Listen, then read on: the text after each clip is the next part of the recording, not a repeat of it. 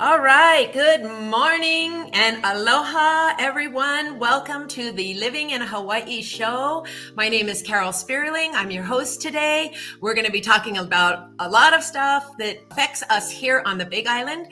And with me here are two contributors that, one, Rachel Conley, you've met before when we were doing the Ag Show. Good morning, Rachel. How's everything going? And you're in Ka'u. What's the weather like? How is it? Good morning. Well, it's a little bit high clouds, but still a little bit chilly this morning because I'm at 3,000 feet, but still a beautiful day in paradise.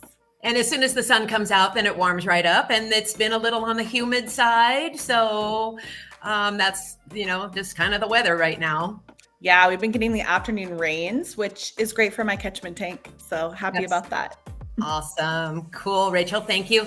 And our newest contributor, good morning. We have Yoko Humphreys. She's joining us here and she's going to have lots to say. Yoko, introduce yourself. Let's hear a little bit about you. Well, thank you, Carol. Aloha, everyone. My name is Yoko Humphreys and I live in Kailua Kona on the west side of the Big Island.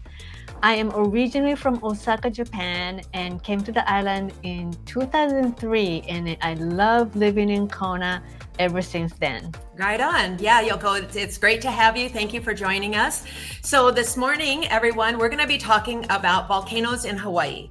It's a thing. I mean, you see it on the news when something happens and when we have an eruption and everything, but we kind of wanted to break it down a little bit more for you. So we're going to be talking about where the volcanoes are, if they are active, dormant, extinct, or upcoming. We have one that's out in the ocean that we'll see probably in about 2,000 or 3,000 years, but it's coming along. And then we're also going to be talking about lava zones. What are they? How they work, kind of, what impact does that have on if you were to purchase a property here or where you want to end up living. So we're going to get started just taking a look at the next slide, which is going to bring up that where are these volcanoes? We are here, the three of us live here on the Big Island. And so we're, the most affected by if there is or when there is. But Rachel, maybe you can point out here on Big Island what we've got going on. Sure. Well, Mauna Loa is the hugest volcano. It might be I think it's the biggest volcano in the world. I mean, don't get me wrong, that one, but it is takes up a huge part of the Big Island. So we have Mauna Loa, Kilauea, and Mauna Kea. So those are the three major ones here on Big Island. Okay. And then I see Kohala, which is at the northern part of our island. That's an extinct volcano. And then we also have right behind Kona, which protects us so much, is Hualalai. And that lays right behind Kailua Kona. Yoko, anywhere else here in the state with volcanoes? Yes, actually, there's another active volcano on Maui, and it is Haleakala. Okay. Cool. And then, as we kind of mentioned earlier, Loihi is an underwater volcano that is happening off of the south coast of the Big Island. It's out there and they have identified it as a volcano. A couple thousand years, we might see it make its way through the surface of the ocean. It'd be kind of exciting, but we're not going to be here. A new island is being formed, so that is kind of fun. Yes. It's pretty exciting. Great. So moving forward, we're going to talk a little bit about lava zones. Big Island is the only island that has lava zones. Yoko, maybe you can go through the definition of what is a lava zone? Yeah, so the definition of lava zones are geographic divisions used to assess the risk of volcanic hazards on the Big Island of Hawaii, and it is created by the U.S. Geological Survey, USGS. The Big Island is divided into 9 lava zones ranked from 1 to 9, with 1 being the highest risk and 9 being the lowest. Okay. It's interesting that they have it gauged that way because usually they kind of go opposite, but it's the USGS. So, and Rachel, the purpose of the lava zones? The purpose of these zones are to help residents, developers, and insurance companies understand the likelihood of volcanic activity in that particular area. They play a key role in real estate decisions and home buying. So it's really a great way to, get a good grasp on what area is good for what. Right. Because Lava Zone 1 That's kind of where in 2018 we had a big eruption. And, we have a map here also that really describes exactly where each zone is. And you can kind of see on this map, the purple is lava zone 1, and then the red is lava zone 2, the pink into lava zone 3, and then you go on down from there. So have you girls been to anywhere in lava zone 1? And, I know that in 2018, we had so much destruction and everything, but even prior to 2018, we're able to go and actually see lava happening, coming out of the Kilauea volcano, because it's been going on for quite a few years. Rachel, maybe you can tell us a little bit about that? Sure. So when I first moved here in 2008, there was an eruption out of Kilauea, and we went to go find it kind of on the east tip. Kalapana Way is kind of how we hiked to the lava. So you used to be able to do the viewing from there, and also the chain of crater roads, which is in the park. So we got to kind of see that, which was so neat. Like you feel your feet, the rubber on your soles get hot, and it's super exciting. That was kind of my only experience. I did live over in Hawaiian Paradise Park, which is zone 3, which is right by zone 2 and zone 1 on the East Rift zone, where we had the 2018 eruption. So yeah, I didn't go during the active eruption because it was pretty scary, right? But I did get to see the aftermath. It's pretty amazing. So yeah. Right. Well, thank you for that. And Yoko, you've had some experience from the Volcanoes National Park side, getting in and seeing some of the active flows. Yes, like Rachel, when I first moved to this island in 2003, the activity was pretty active. Back when we were able to see the caldera on the Halema'uma'u crater, which was amazing just to see that big caldera on top of the summit. And then also we were able to drive all the way down the crater chain of crater road, and until the end, you're gonna hike on the lava field for 30 minutes, 40 minutes, and then you actually we were able to see the lava flow right in front of our eyes. I mean, we didn't touch it, but if you want to, we could touch them. That was my first experience on this island to feel the lava, and then it was very intriguing to be able to do that. That's exciting. And I think it's something definitely as a visitor or a resident to go to Volcanoes National Park, experience everything, learn as much as you can about it, because we're the only place in the United States and many places in the world that you can actually get to and see it firsthand, the lava. And interestingly enough, on this map, you look at the greens, Mauna Kea, Kohala. Kohala is the extinct volcano, and that is the oldest part of this island. So lava zone 9, way up there, you're never at a risk of anything happening. And it's interesting that they have it colored green, because most of the time that area is very green because they do get a lot of rain also. So it's kind of interesting that they've got that there. And then there was something that happened, I think it was sometime in 2023, that Mauna Loa had some stuff happening. Maybe Rachel, you can fill us in. And I'm not that familiar, but you are? Yeah, I want to say it was December. So I think it was December 2022, if I remember. Mauna Loa, which hadn't gone off since like the 80s, I believe, had an eruption. And from Ocean View, where I live, you could see the glow. And you're kind of, because we're in these more riskier lava zones, you don't know which way the volcano is going to decide to go. So we definitely were like, oh my goodness, we went to the very top. We could see the glow. I remembered it happened at like midnight. My mom called me, who lives out in Ocean View as well, and was like, Mauna Loa is going off. Oh my gosh. And, you're like, what do you do? So I just kind of took stock and inventory of all my things and how I might need to, process and get things moved out if I had to evacuate. I had other friends calling with their trucks full of their things already driving towards Kona. And I'm like, oh my gosh. So of course there was my husband, who has lived here since the 90s, basically was like, okay, let me know how it goes, and went back to sleep. So I was like, I couldn't sleep all night. I was checking Facebook and USG, all the websites, USGS. Luckily and gratefully, it decided to flow more north, more towards Mauna Kea, over by the Saddle Road. So there was an active flow there. It didn't, no communities or people were in jeopardy. So I'm really grateful that it decided to move that way and go into that path. Yeah, that was pretty exciting. And I think a lot of people did get that opportunity to go up and see it. And of course at night, because then you can see it. During the day, not so much. But Yoko, did you get a chance to go up there when that was happening? And what was your experience when that flow was happening? Yes, so actually I live in Kona, and we were able to see the glow from Kona too, which was pretty amazing.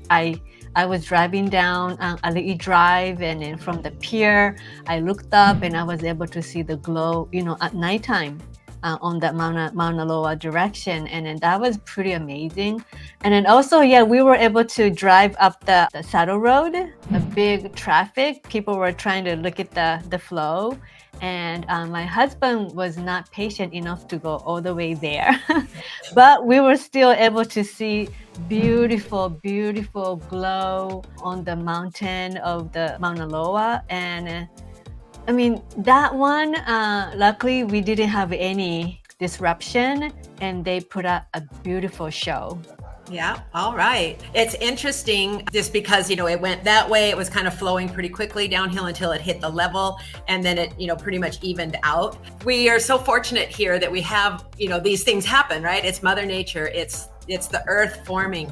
We have so much opportunity here to learn from all of this. And quick question, because a lot of folks, mainland earthquakes. Do we feel earthquakes before stuff like this happens? Yes, we do. Before 2018, there was a pretty big one. I want to say it was in the 5s. But this California girl who's from the Bay Area, for me, I'm like, eh. Yes, we do. Long story short, we do feel the earthquakes. They're kind of a precursor of the lava, the magma flowing underneath the surface, and deciding which route it wants to take. So before Mauna Loa decided to do an eruption, we also felt an earthquake. And we do get earthquakes quite a bit. They're usually on the smaller side, around 2 and 3 on the Richter scale. Sometimes we get a little bigger ones, but yeah, definitely feel them. And I think outer islands have reported feeling them as well. I think so on Oahu, and I've heard, when especially when we have a big one here, like a 5 or a 6.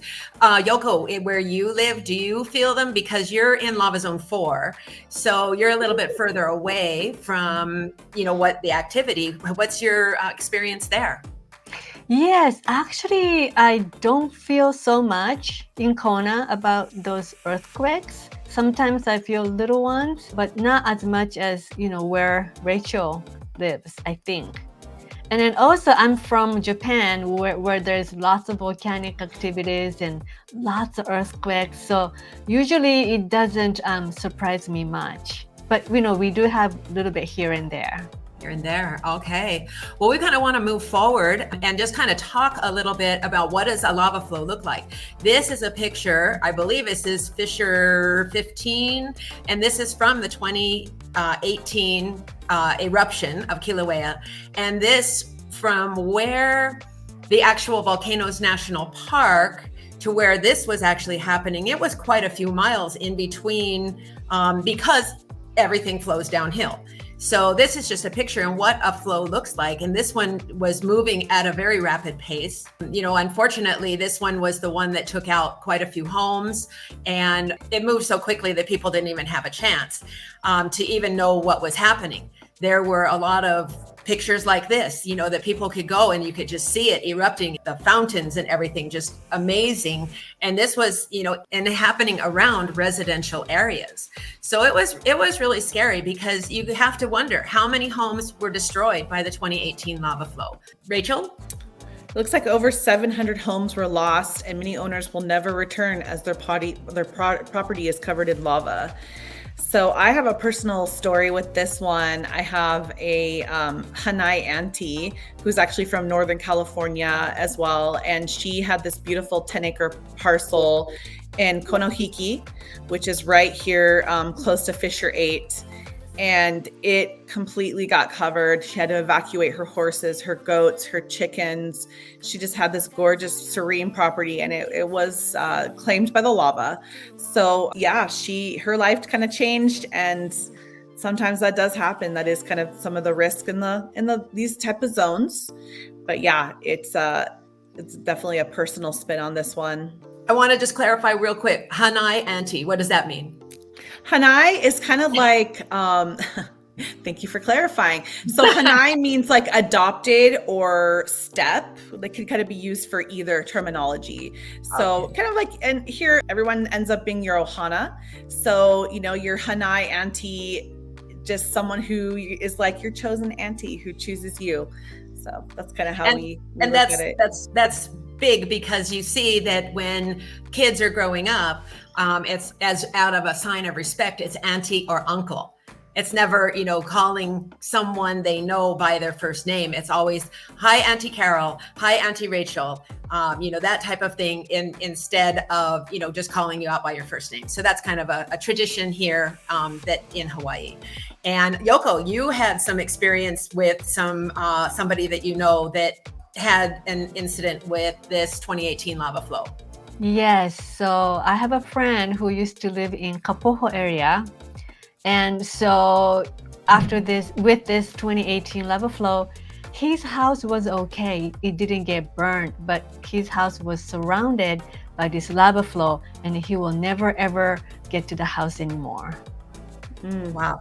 So can he hike over the lava now that it's done and get to the house, or does he? Think so. I don't think so. The lava flow is kind of big, right? Tall lava flow. And he was able to see it from the Google map that he can see his house, but it's surrounded by the lava flow that he cannot, And so many people, I think they built down there, and they lived. That was their whole life savings and everything, because it is a little bit more affordable down in lava zones 1 and 2 that you can purchase and you can build. And a lot of people, their life savings. I knew somebody that was a postman here in Kona for years and years and years, and they retired, went down, built a house, and the same thing happened to them. And when you mentioned Kapoho was affected by a lava flow back in the early 60s. And that was when, if anybody, is familiar or been here traveling to the Big Island for many years and have ever been to Kapoho, that created many, many beautiful inlets and lagoons and just wonderful places to snorkel and have, lots of fish, and just an awesome place. So there were a lot of vacation houses down there that they did rentals at and stuff. And so that Kapoho was basically overtaken again by lava, because it happened in 1960. And then, and chances are when you live in a lava flow 1 or 2, it happens once, it's probably going to happen again. So, right. Got to pay attention to those zones so you know what to expect. All right, ladies. So now we're going to have some fun. We're going to be talking about some true and false about lava zones, and we do know and what we don't know, and we're going to kind of answer some questions. So we want to know, is special insurance required for homes in lava zones? Yoko? I want to say this is false. We don't need any special insurance for lava zones. We do just the regular homeowners insurance. Okay. Rachel? Absolutely false. It's just the same homeowner insurance policy like Yoko mentioned. Your rates are going to be higher though, quite a bit, because you're in the lava zone 1 or 2. But there's less carriers that might offer insurance. Okay, because you live in lava zone 2, Rachel, so you're familiar with that and having that, compared to Yoko, you're in lava zone 4. So, different. Yoko, I don't know if you have to have hurricane insurance, but you don't have so much as far as the fire insurance, whereas Rachel, you have more on the fire insurance and hurricane insurance. So, it all depends on the provider you're working with. Correct. All right. Okay, so moving on, that lava zones on the Big Island are ranked from 1 to 9, 1 being the safest. Rachel? False on this one. You got to flip that one around. So 9 is the safest and 1 is the most risky. And this is very confusing. I remember coming here and being like, what? Shouldn't 1 be the safest? And shouldn't it be the opposite? But, the scientists decided to go this route. Okay, interesting. Well, that's a good false one. All right, and going on, that if you live in lava zone 1 or 2, you're required to have special volcano insurance. Yoko. It's false. There is no such a thing as special volcano insurance. It's basically the fire insurance, and the premium is going to be higher for lava zone 1 and 2 because of that nature. Okay. Yep, I agree with Yoko on that one. Absolutely. Great. Okay, perfect. So moving on to the next one, lava zone 3 is safer than lava zone 1, but still has a history of lava flow in recent centuries. Rachel. That is true. We have Kilauea and Mauna Loa have some lava flows in lava zone 3. So still have some current flows, but it is still rated safer. Okay, good to know. Lava zone 3. And then going on this one, Yoko, if your home is located in lava zone 1, it is impossible to get a mortgage or home insurance. True or false? It is false. It is possible to get a mortgage or home insurance on lava zone 1, except the premium is going to be much, much higher than those places other than lava zone 1 and 2. Okay, good to know. I agree. Yeah, I agree. And just want to check and see what price point the insurance does get covers to at lava zone 1. There might be a cap on the value of the home. Okay, that's good. And that's for lava zones 1 and 2 or just 1? Just 1. Yeah, just 1. Okay, good to know. Very right. Something to consider. Yeah, and then also I was talking to the insurance person, and he mentioned that it's a little bit different on the lava zone 1 under Kilauea volcano versus lava zone 1 under Mauna Loa volcano. Kilauea is a little bit more hazardous, so it might be more challenging to get the homeowner's insurance than lava zone 1 under Mauna Loa volcano.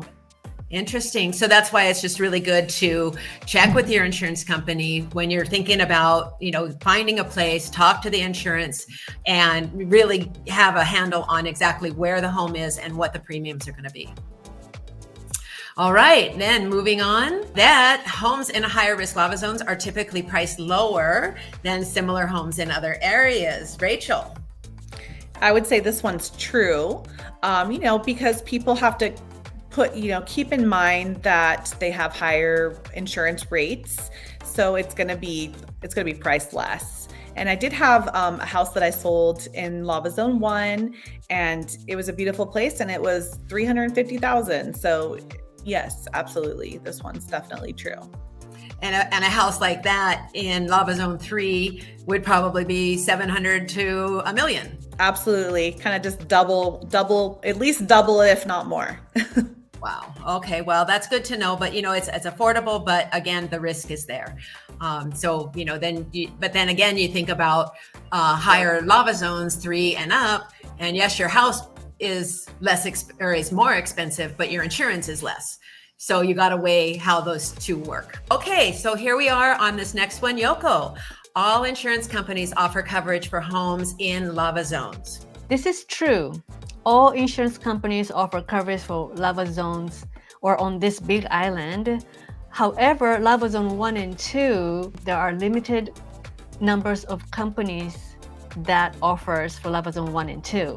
Lava zones 3 and up, we pretty much are able to get a regular homeowners insurance with many different companies. Okay, well, that's good to know. So that 3 and up, we can go with pretty much anybody, but 1 and 2, we have to go with a more specialized insurance company that's probably a local provider here that's familiar with lava zones. Because I've heard in the past that like State Farm and Allstate, they don't even acknowledge or know what a lava zone is. So that's why we have our special ones here locally. All right, so moving forward, Lava zones may have limited access to utilities, emergency services, and road maintenance. I think we're going to get 2 good answers. Rachel, you go first. That is true. But I guess maybe if there was an active lava flow, this would be true. I think right now, most lava zones have these utilities and emergency services and road maintenance. So this could kind of be a true and a false, I think. Okay, I agree on that. Yoko? Yes, could be true and false. Yes, I agree with that too. Okay, yeah, because if you're in lava zone 3 and up and there's nothing happening, emergency services, utilities, everything is just the norm. But if you're in a situation like 2018 and there's an active lava flow, there is going to be issues. For sure. Okay, so thank you guys, everyone, for joining us here today talking about lava flows. Just get some final thoughts. Yoko, your final thoughts on our topic today.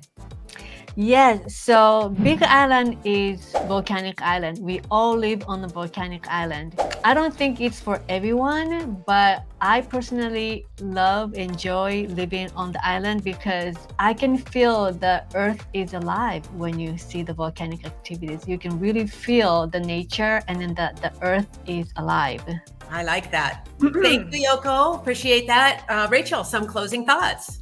Thank you, Carol. Absolutely. I do feel like the earth is alive here with Pele, the goddess of the volcano. And I want to just point out how awesome of an opportunity is that we have a Volcanoes National Park that you can go and visit. My kids love it. They love going and seeing the caldera. They love hiking.